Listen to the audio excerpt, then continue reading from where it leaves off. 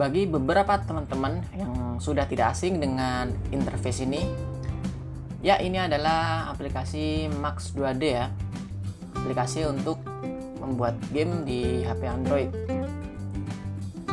Dengan kearifan lokal, yaitu saya akan mencoba mengimplementasikan hero kesukaan kita, yaitu si Ninja Kodok ini ya, ke aplikasi ini.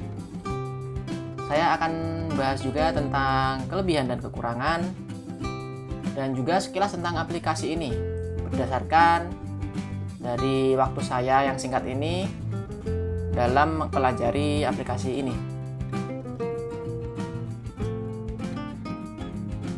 Oke, yang pertama yaitu adalah jelas-jelas dari sisi modal ya, karena ini dia hanya membutuhkan Android dan tidak memerlukan laptop, sudah bisa bikin game, maka itu suatu hal yang luar biasa ya. Nah, kemudian untuk yang kedua, ini saya pelajari sudah banyak di internet tutorial-tutorialnya. Jadi teman-teman bisa cari tutorial jika ingin menggunakan aplikasi ini untuk membuat game secara sederhana. Yang ketiga, ini masih belum saya coba. Cuma di sini tadi saya lihat ada fitur export di build to Android. Saya masih belum tahu apakah bisa digunakan atau tidak, dan masih kosong ya. Sebenarnya ini adalah suatu fitur yang sangat powerful ya, karena bila bisa build ke Android tentu akan sangat menguntungkan, karena kita bisa bikin file APK cukup bermodalkan dari sini saja. Cuma karena mungkin saya yang belum explore, atau mungkin ada teman-teman yang sudah pernah mencoba ini, bisa share ya di kolom komentar. Nah, kemudian kita akan masuk ke kekurangan. Nah, selama saya mencoba untuk bikin contoh ini, saya menemukan ada beberapa kekurangan. Yang pertama adalah kontrolnya terbatas.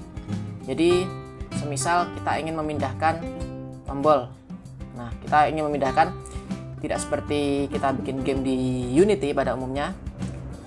Kita tidak bisa drag and drop, tapi harus manual. Jadi, kita pindahkan manual posisinya di sini.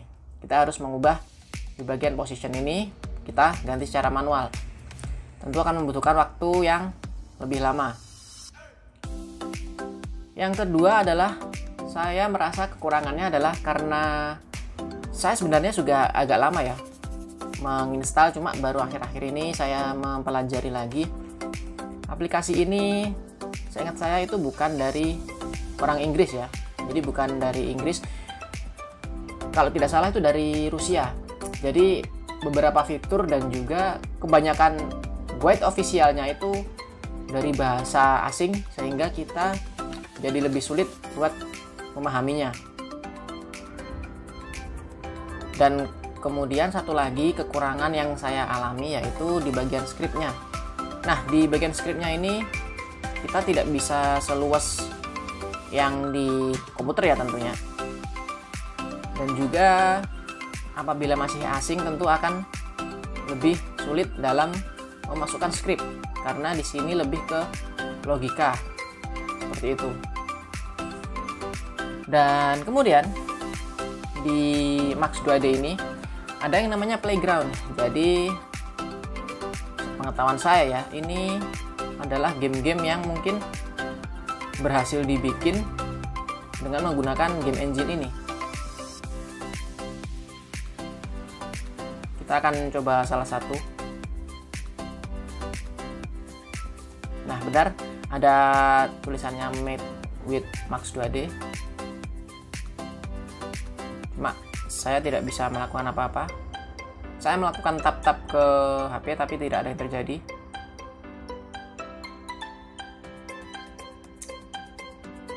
Ya, ini menarik ya. Jadi punya teman-teman juga bisa di-publish di Playground, walaupun tidak sampai di Play Store ya.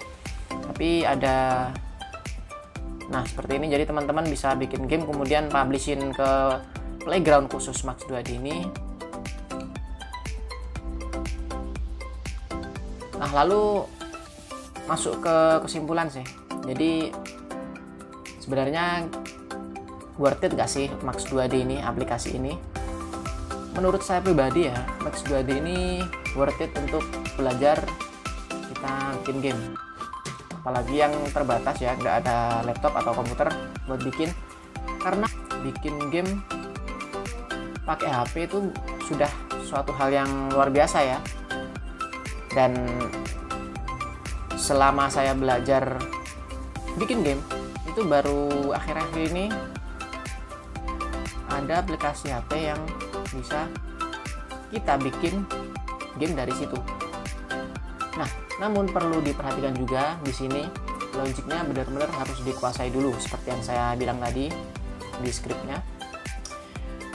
Di codingannya saya sudah nyoba-nyoba dan saya belajar dari internet di YouTube-nya teman-teman. Itu kalau misalkan logika skripnya belum menguasai, maka akan kesulitan untuk kita sebagai developer saat kita develop game tersebut. Seperti yang ditampilkan ini. Nah, ini merupakan logika dari kodenya. Dan ini minimal kita harus mengerti apa yang kita masukkan. Karena apabila kita ada salah satu step, kita tidak bisa melacak yang mana yang salah. Seperti itu. Nah, sekian untuk review kali ini. Dan silahkan dicoba bagi teman-teman yang pengen bikin game. Dan semoga video kali ini bermanfaat buat kita semua. Dan sampai jumpa lagi.